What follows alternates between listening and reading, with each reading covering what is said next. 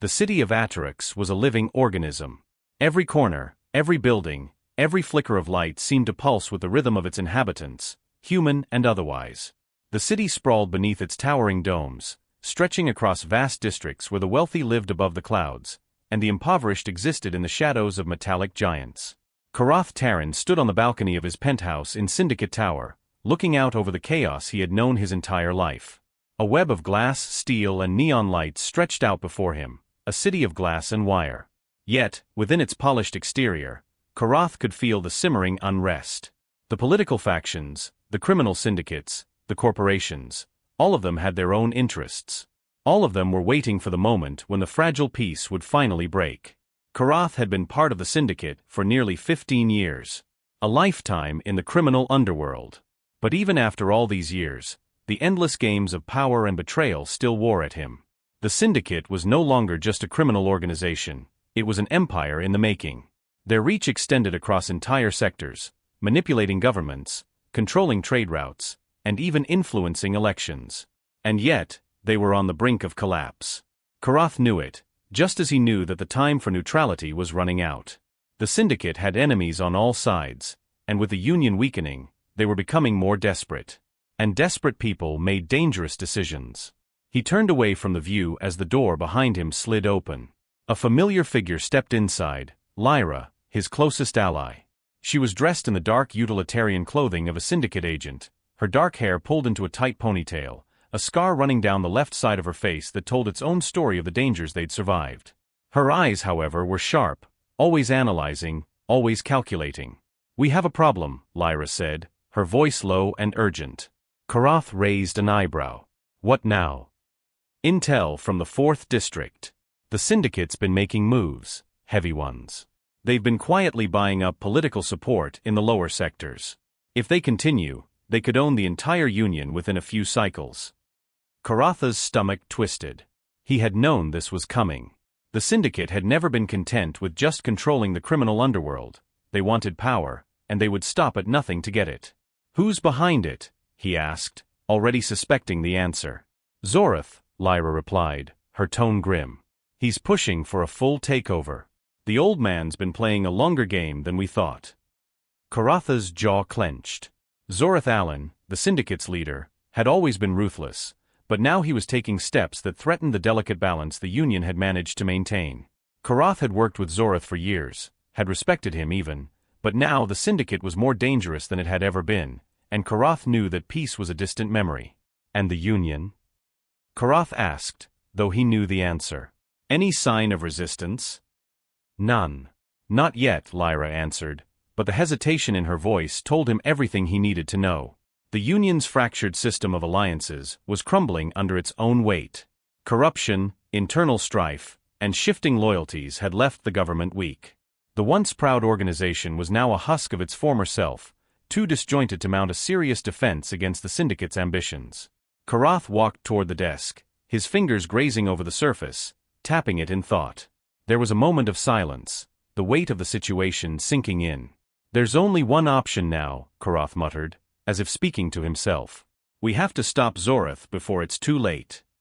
Lyra looked at him, her expression hard. "And you think you can just walk into his office and ask him to stop?" "Zorath doesn't care about peace, Korath. He never has." Korath turned to face her, his gaze sharp. "I'm not asking him to stop. I'm going to make sure he can't keep moving forward. There's no room for compromise anymore." Lyra sighed, though she said nothing in response. Korath knew her well enough to understand her doubt. She was practical. She saw the Syndicate as a force of nature, something that couldn't be stopped with simple words. But Korath was no longer concerned with diplomacy. He was concerned with survival. "The time for subtlety is over," Korath said. "It's time to make a move." The dimly lit hallway stretched ahead, an endless expanse of metal and polished floors. Korath moved with purpose, his boots clicking against the smooth surface, each step resonating through the narrow corridor. Lyra walked beside him, her face unreadable, but her posture taut with the tension of what was to come. They were on their way to meet a contact, a former Syndicate ally who had become disillusioned with Zorath's growing power and paranoia. A man who, if convinced, could be the key to tipping the balance in their favor. His name was Kel Voska, and he was one of the few who knew how deeply the Syndicate's tentacles had infiltrated the Union. The problem was, he was also one of the few who might know just how far Zorath was willing to go. The elevator doors slid open, revealing a sterile white-lit room. At its center, a tall figure stood in the shadows, a man with a grizzled face, a few days' worth of stubble, and eyes that had seen far too much. His clothes were simple, but his presence was anything but. Korath had always admired Kel's ability to blend in, to navigate both the underworld and the upper echelons of power with equal ease. Kel didn't speak as they entered, his gaze flicking over them both with a detached professionalism. He waited until the door closed behind them before he spoke. "Korath Taryn," he said, his voice rough from years of disuse. "I didn't think I'd ever see you again. I figured you'd be long gone by now, floating around the stars in some plush cruiser, sipping drinks with your rich friends."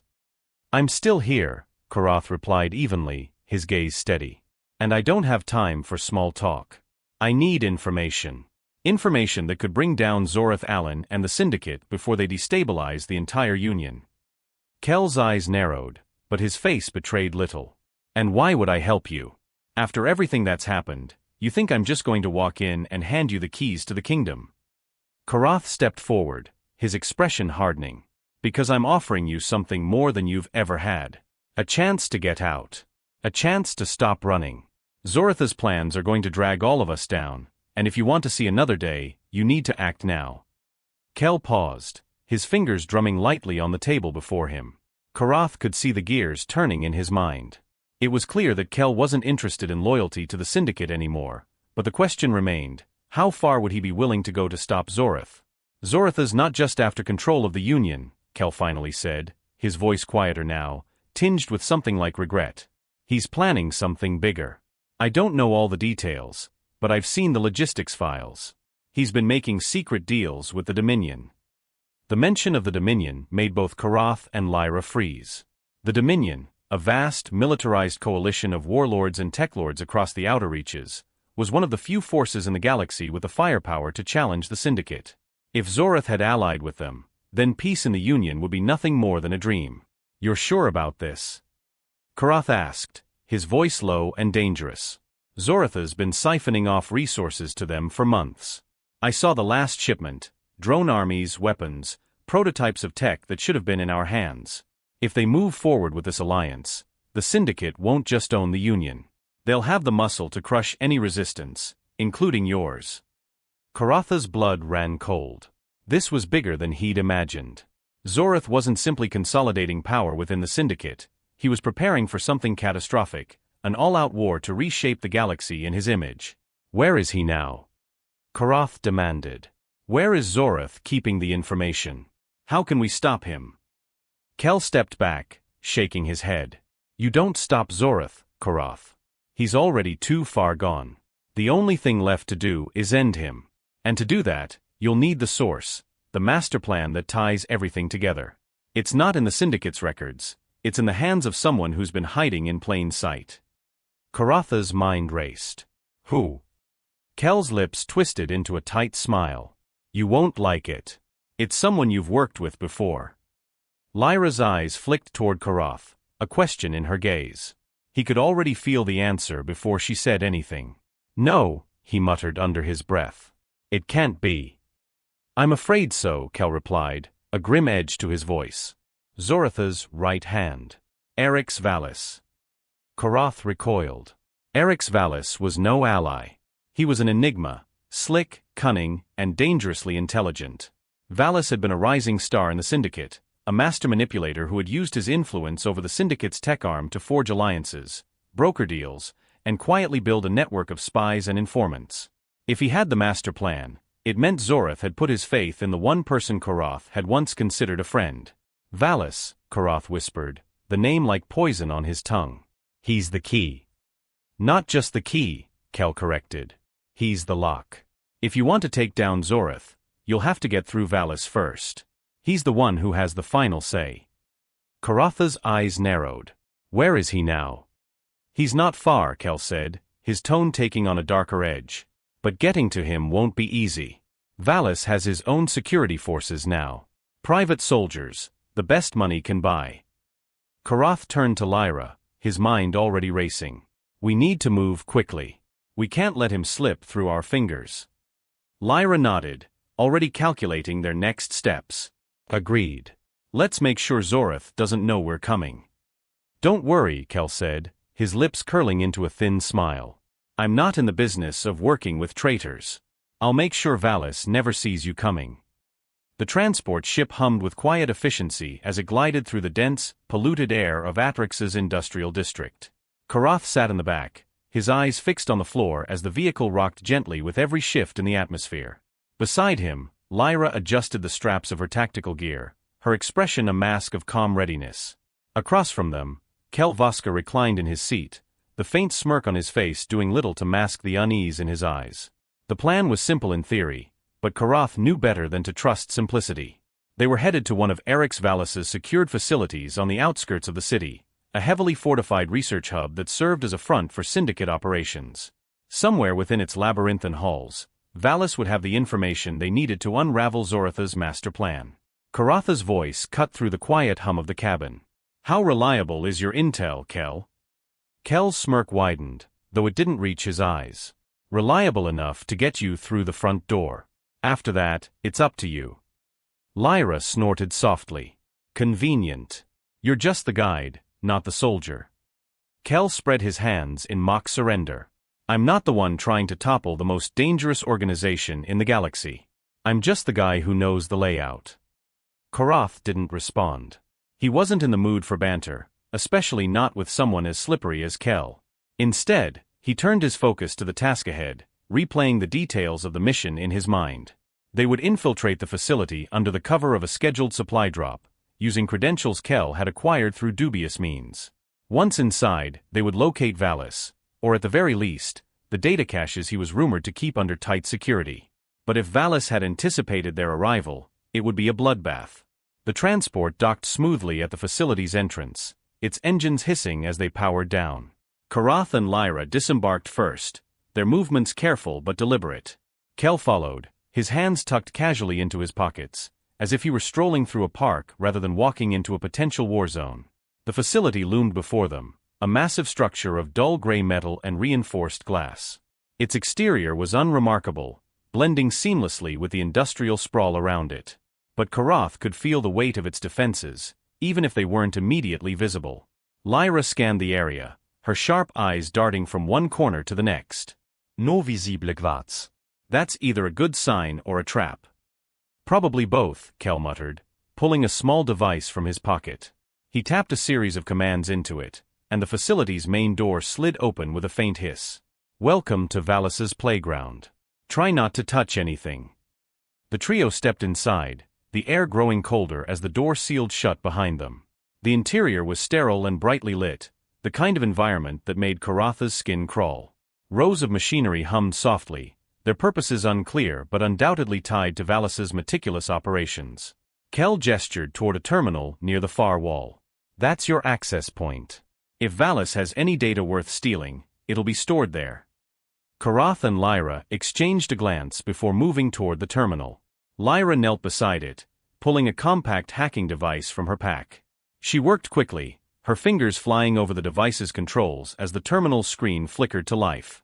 We're in, she said after a moment, her voice low but steady. Pulling up the directory now. Korath leaned over her shoulder, his eyes scanning the streams of data as they appeared. Most of it was routine, shipment manifests, personnel records, maintenance logs. But buried deep within the layers of encryption was something different. A file marked Project Nexus. That's it, Korath said, his voice tight. Download it. Lyra nodded, her device humming softly as it began extracting the data. But as the progress bar inched forward, an alarm blared, its shrill cry cutting through the stillness like a blade. Kel swore under his breath. You tripped something. That wasn't supposed to happen. Korath's hand went instinctively to his weapon. Spare me the excuses. How long until security shows up? As if in answer, a panel in the far wall slid open, and a squad of heavily armed soldiers stepped into the room. Their armor was sleek and black, their helmets obscuring their faces. Each one carried a pulse rifle, and their movements were precise, too precise to be ordinary guards. Valis's personal unit, Kel muttered, his voice tinged with dread. You're in for it now. The first shot rang out, narrowly missing Korath's head as he dove behind a nearby console. Lyra returned fire, her movement swift and controlled as she dispatched one of the soldiers with a well-placed shot to the visor. Kel scrambled for cover, muttering curses under his breath. Korath's heart pounded as he peeked over the console, taking stock of their situation. The soldiers were advancing in perfect formation, their rifles firing in unison. Whoever Valis had hired, they were no amateurs. We can't stay here. Lyra shouted, her voice barely audible over the cacophony of gunfire. We need an exit. Korath's mind raced as he scanned the room for a solution. His gaze landed on a ventilation shaft near the ceiling, a tight fit, but it was their only option. There. We'll have to climb. Lyra's eyes followed his gesture, and she nodded. Cover me. I'll get it open. As Lyra moved, Korath fired off a series of shots, forcing the soldiers to take cover. Kel, still crouched behind a console, pulled a small grenade from his jacket and lobbed it toward the soldiers. The resulting explosion sent them scattering, buying Lyra the time she needed. It's open, she called, motioning for them to move. Korath gestured for Kel to go first, the man scrambling up the shaft with surprising agility. Lyra followed, her movements swift and precise. Korath was the last to climb, firing a few final shots before hauling himself into the narrow passage. The shaft was cramped and dark, the sound of their breathing amplified in the confined space. They crawled in silence, the distant sound of alarms and shouting growing fainter with each passing moment. When they finally emerged onto the facility's roof, the cold night air was a welcome relief. Their transport hovered nearby, its engines already powered up. They sprinted toward it, adrenaline propelling them forward. As the transport lifted off, Korath turned to Lyra, his expression grim. Did you get the file? Lyra held up her device, a faint smile tugging at the corners of her lips. We got it. But something tells me this is just the beginning. Korath nodded, his thoughts already racing. Whatever was in that file, it was worth dying for. And now, Valis would know they were coming. The transport's engines thrummed softly as it raced through Atrix's congested skies, weaving between towering skyscrapers and advertising drones that floated like sentinels. Inside, the cabin was quiet, the team still catching their breath from the chaos they had left behind. The stolen data core sat on the table between them, its faint glow casting flickering shadows on their faces. Korath stared at the device, his mind running through worst-case scenarios. They had what they came for, but that only meant the hard part was just beginning. Valis would already know the breach had occurred, and it wouldn't take long for him to retaliate. Time was not on their side. Plug it in, Korath said, breaking the silence. Lyra hesitated. Are you sure? If Valis has any traps embedded in this data, it could fry everything we've got. Korath nodded grimly. We don't have a choice. Whatever this Project Nexus is, it's important enough for Valis to protect it with his personal unit. We need to know what we're up against. Lyra sighed, pulling her handheld terminal from her pack. She connected the data core with a careful precision that betrayed her years of experience. The screen lit up, and lines of code began scrolling past at a dizzying speed. For a moment, nothing seemed unusual. Then the screen froze. Wait, Lyra muttered, her fingers flying across the interface. There's a hidden layer of encryption. Sophisticated, too. Give me a second. Korath leaned closer, his eyes narrowing. Can you break it? Lyra didn't answer immediately, her focus locked on the terminal. Her brows furrowed, and for a moment, it seemed as though the data would resist. But then, with a soft chime, the encryption cracked, and the screen flooded with new information. There, she said, her voice tinged with triumph. We're in. The terminal displayed a series of files, each one marked with a red symbol that Korath didn't recognize. Lyra selected the first file, opening a series of schematics and reports. The room grew colder as they read the text that accompanied the diagrams. It's a weapon, Lyra said, her voice barely above a whisper. No, not just a weapon, this is something else. Korath frowned, scanning the information. The schematics showed an orbital platform bristling with advanced weaponry, its purpose clear, total planetary control. But what caught his attention was the final line of the report, written in bold, capitalized letters. The Nexus Protocol, Galactic Reset Initiative. Kel, who had been watching from the corner, let out a low whistle. Reset? That doesn't sound good. It's worse than that, Lyra said, scrolling to another file. This platform isn't just a weapon. It's designed to disrupt all advanced technology within a planetary radius. Communications, defenses, infrastructure, it would shut everything down. Any planet hit by this would be thrown back to the Stone Age. Korath's stomach churned. And Valis is building this for Zorath. Lyra shook her head. Not just building it. Testing it. Look at this. She pulled up a new file, this one marked with a list of coordinates. The entries were labeled with code names, each one indicating a different location. These are target sites, Lyra said, her voice tight. They've already chosen the first planets to be hit. Korath's jaw clenched. How soon? Lyra scrolled to the bottom of the file, her face pale as she read the final entry. They're already in the deployment phase. First strike, 72 hours. The gravity of the situation settled over the room like a storm cloud. 72 hours. That was all they had to stop Valis and Zorath from unleashing the Nexus Protocol on an unsuspecting galaxy. It wasn't just a matter of stopping a weapon, it was a matter of survival. Korath turned to Kel, who was uncharacteristically quiet. You knew about this? Kel shook his head quickly.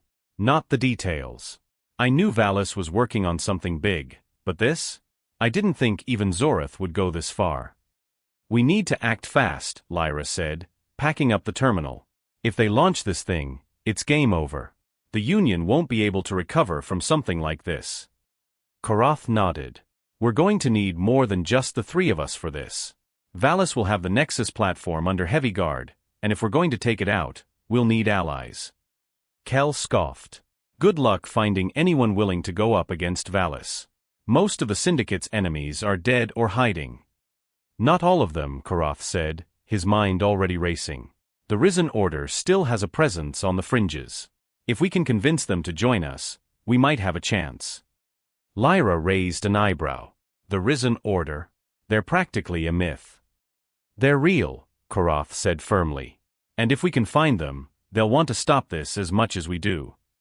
The transport touched down at a safe house on the outskirts of Atarix, a hidden location that served as a fallback point for situations exactly like this. The team quickly set to work, preparing for the journey ahead. The Risen Order's last known location was deep in the outer sectors, on a remote planet known as Talvath. If they were still there, they would be the only group capable of helping Korath's team take down Valis. As Lyra secured the transport's flight plan, Korath pulled Kel aside. Once we're out there, I need to know you're committed to this, Korath said, his voice low. If you're not, tell me now. Kel smirked, though there was a flicker of something genuine in his eyes. Don't worry about me, Taryn. If Valis and Zorath get their way, none of us are safe. I've got just as much skin in this game as you do. Korath nodded, though the weight of the mission still pressed heavily on his shoulders. This wasn't just a fight against the Syndicate anymore. It was a fight for the future of the galaxy. The journey to Talvath was long and fraught with tension. Korath sat in the cockpit of the transport, staring out at the swirling lights of hyperspace as they streaked by. The hum of the engines was steady, but it did little to soothe his fraying nerves. Time was running out, and the weight of their mission pressed on him like a stone. Lyra entered the cockpit, her movements purposeful but quiet. She leaned against the doorway, crossing her arms. You think the Risen Order will listen to us? She asked, breaking the silence. They'll have to, Korath replied without turning. If they don't, Valis wins. And if Valis wins, the galaxy burns. Lyra exhaled slowly, her expression skeptical. I'm not sure they'll see it that way. The Risen Order doesn't exactly play well with others. They've been fighting the Syndicate for decades, but only because they hate them more than they hate everyone else. Korath finally turned to face her. They'll listen. They have to. This isn't just about the Syndicate anymore. The Nexus Protocol affects everyone. Lyra didn't argue, but the doubt in her eyes lingered. Korath couldn't blame her. The Risen Order was a wild card, a scattered rebellion with no centralized leadership and a reputation for ruthlessness. If they were going to convince the Order to help, they'd need more than desperation. They'd need leverage. Talvath was a desolate world, its surface battered by constant storms of ash and wind. The planet had once been home to a thriving colony, but decades of war and neglect had reduced it to little more than a graveyard of crumbling buildings and rusting machinery. The Risen Order had chosen it as their base precisely because no one else wanted it. As the transport descended through the planet's thick atmosphere, the view outside the cockpit was bleak. The horizon was a jagged line of twisted metal and rock, shrouded in perpetual twilight. Lightning crackled in the distance, illuminating the skeletal remains of long-abandoned structures. Kel stood behind Korath, peering over his shoulder. "Charming place," he muttered. "Remind me why we're not running in the opposite direction?" "Because we don't have a choice," Korath replied, his voice flat. "The Risen Order is the only group with the manpower and resources to take on Valis." The transport landed in what appeared to be a makeshift docking area, marked by flickering lights and barricades of scrap metal. As the engines powered down, Korath could feel the tension in the air.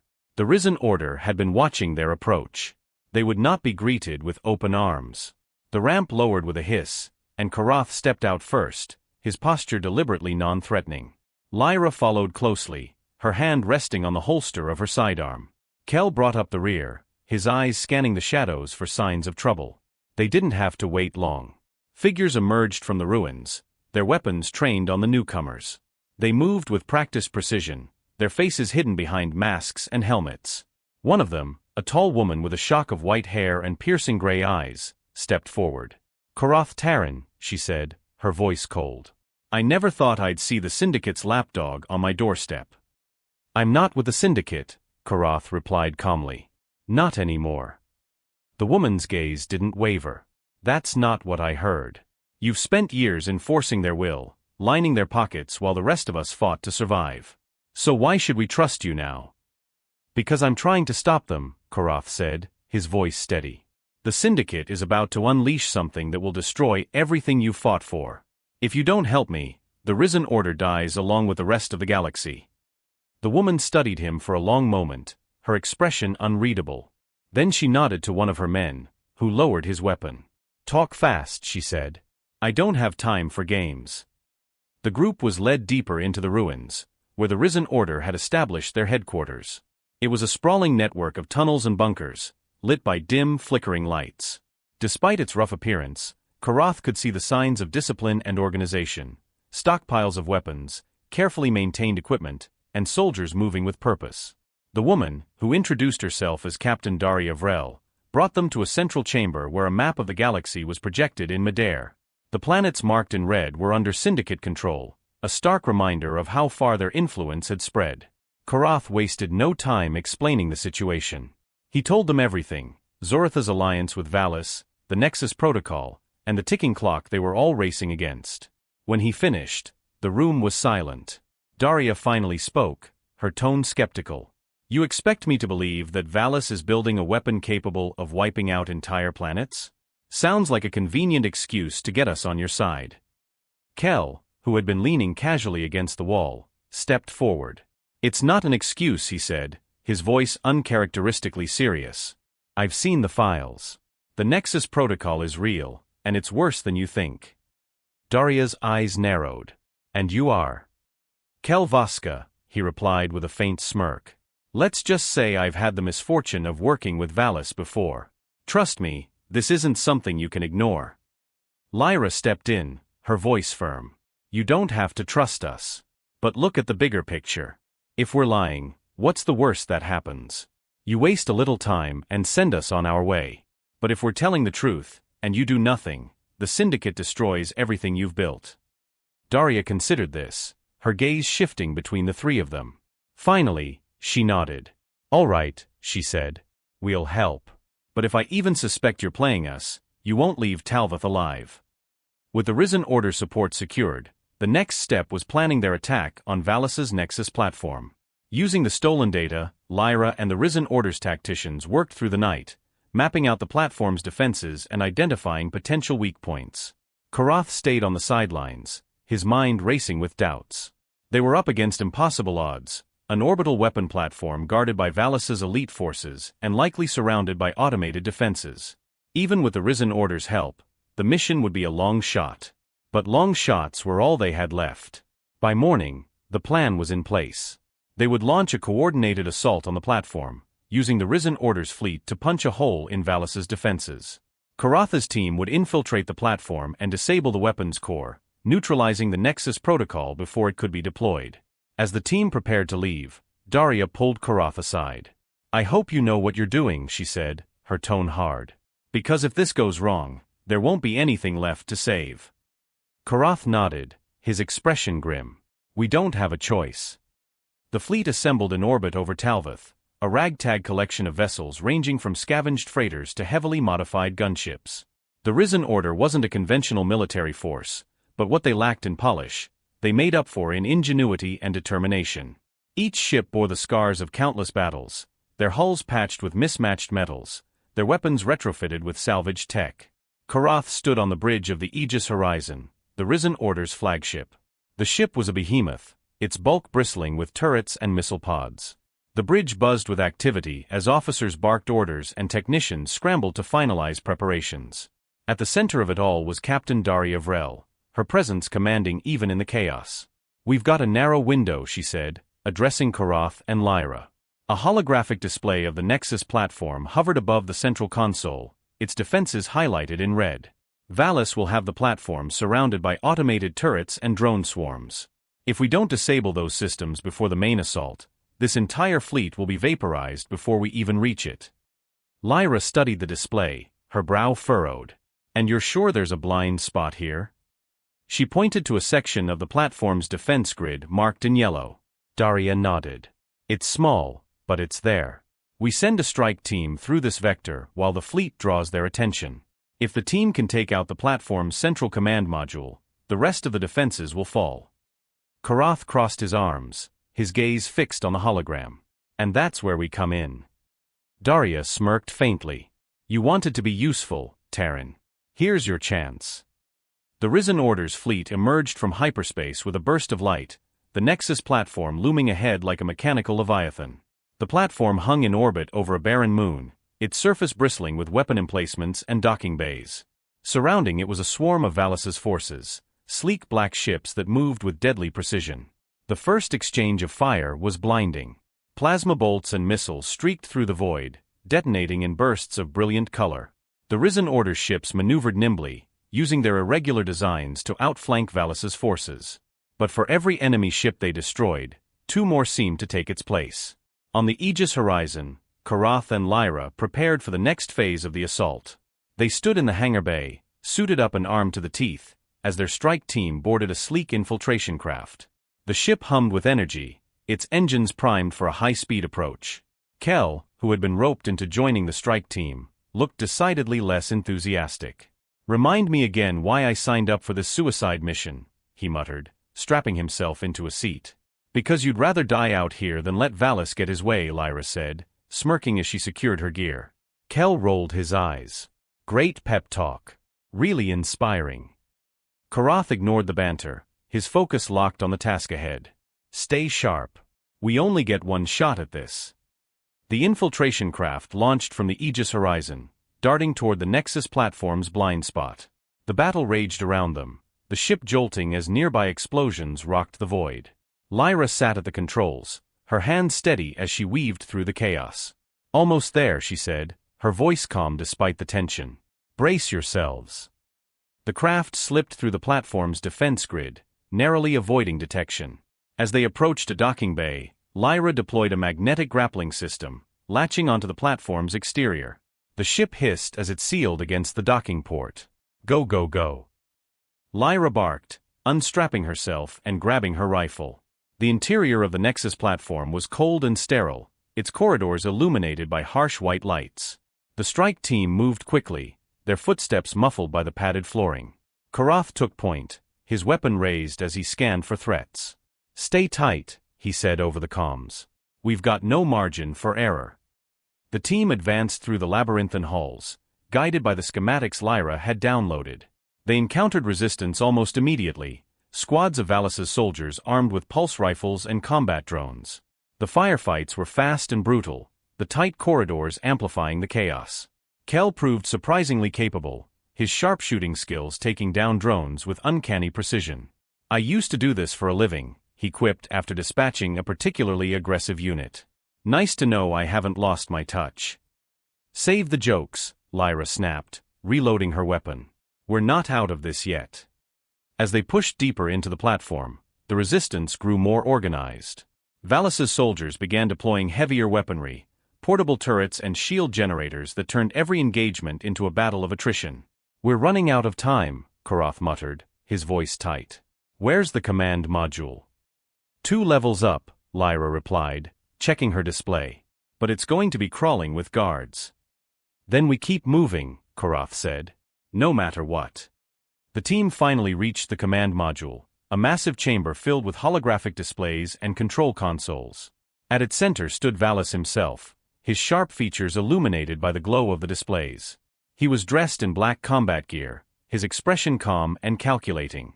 Well, Valis said, his voice dripping with mockery. Korath Taryn. I had a feeling you'd show up eventually. Stand down, Valis, Korath said, his weapon trained on the man. It's over. Valis chuckled, his confidence unshaken. You really think you've won? This platform is just the beginning. Zoratha's vision will reshape the galaxy, and there's nothing you can do to stop it. Korath ditzt hesitate. He fired, but Valis was faster. A shimmering energy shield deflected the shot, and Valis darted toward a nearby console, activating a series of defensive protocols. The chamber erupted into chaos as automated turrets descended from the ceiling, spraying fire across the room. Take him down. Korath shouted, diving for cover. The battle was fierce, the team struggling to hold their ground against Valis's relentless defenses. Lyra worked frantically to disable the turrets, while Kel provided cover fire.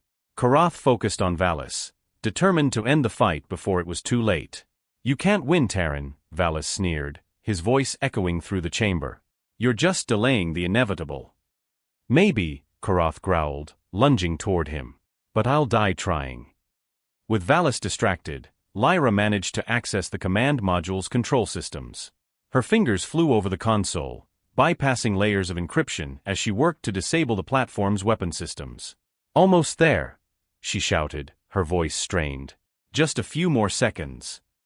Korath kept Valis pinned down, his weapon blazing as he advanced. Finally, with a well-placed shot, he disabled Valis's shield, leaving him vulnerable. You're finished, Korath said, leveling his rifle. Valis smirked. Am I? Before Korath could react, Valis activated a hidden escape pod, the chamber filling with a deafening roar as it launched into space. Korath swore under his breath, but didn't pursue. The mission wasn't over yet. Lyra, he called. The core, can you shut it down? I'm trying, she yelled, her hands a blur on the console. Finally, with a triumphant cry, she hit the final command. The room shuddered as the platform systems powered down, the Nexus Protocol neutralized. It's done, Lyra said, slumping back in her chair. We stopped it. Korath exhaled, the weight of the mission lifting slightly. But he knew the fight wasn't over. Valis had escaped, and Zoratha's ambitions remained unchecked. This isn't the end, he muttered, his gaze hard. Not yet. The Risen Order's fleet limped back to Talvath, their battered ships a testament to the cost of their hard-won victory. The Nexus Protocol had been stopped, but the scars of the battle ran deep. Dozens of ships lost. Hundreds of fighters dead.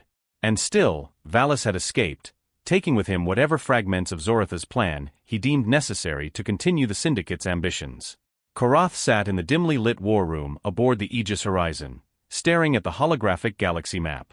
Daria stood beside him, her expression hard as they reviewed the aftermath. Lyra leaned against the wall, arms crossed, her usual sharpness dulled by exhaustion. We stopped the platform, Daria said, breaking the silence. But Valis is still out there, and Zorath won't stop. He'll rebuild, find another way. Korath nodded slowly. The Syndicate is like a hydra. Cut off one head, and 2 more take its place. Lyra straightened, her voice firm. Then we burn the whole thing down. No more waiting, no more reacting. We take the fight to Zorath. Daria raised an eyebrow. You're suggesting an all-out assault on the Syndicate? Do you have any idea what you're asking for? We're out of options, Korath said, his voice resolute. The Syndicate's power lies in its network. Its secrecy. If we can expose it, Force the galaxy to see what Zorath is doing. We might have a chance to destroy it for good.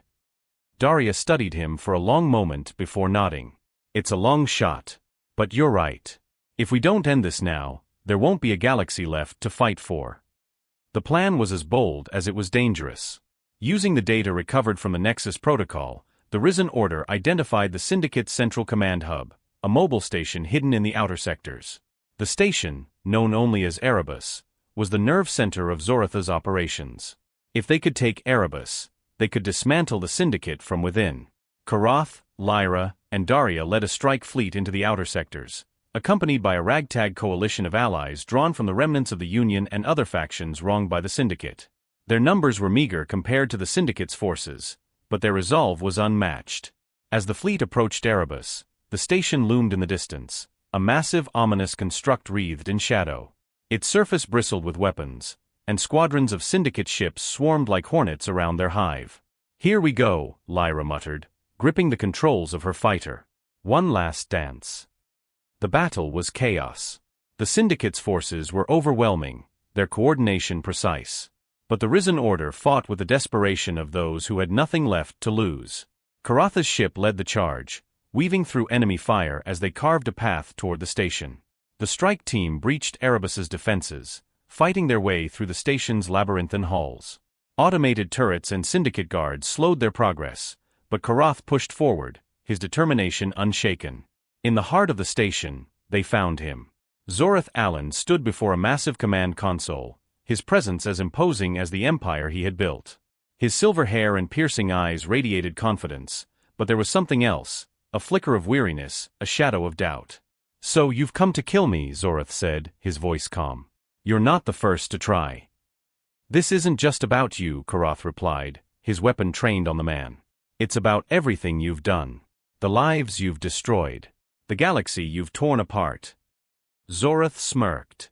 "And you think destroying me will fix any of it?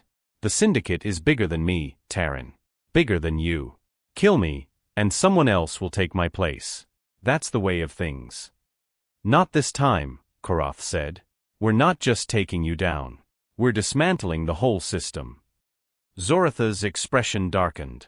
"You think you can save the galaxy by tearing it apart? Fool. The Syndicate exists because the galaxy needs it. Without us, chaos will reign." Maybe, Korath Sa'id. "But at least it'll be free." Before Zorath could respond, Lyra fired, a single precise shot that struck him in the chest. He staggered, a look of shock crossing his face as he collapsed to the floor. "It's done," Lyra said, lowering her weapon. "Now let's finish this." With Zorath dead, the strike team activated the command console, broadcasting the Syndicate's secrets across the galaxy. Records of their atrocities, their alliances, their corruption, everything was laid bare for the galaxy to see. As the Syndicate's forces crumbled, the Risen Order and their allies secured Erebus, dismantling its operations and freeing the countless prisoners held within. The battle was won, but the cost had been steep. Korath stood on the observation deck of the captured station, watching the sun rise over a nearby planet. Lyra joined him, her expression unreadable. "We did it," she said softly. "We actually did it." "For now," Korath replied. "There's still so much to fix.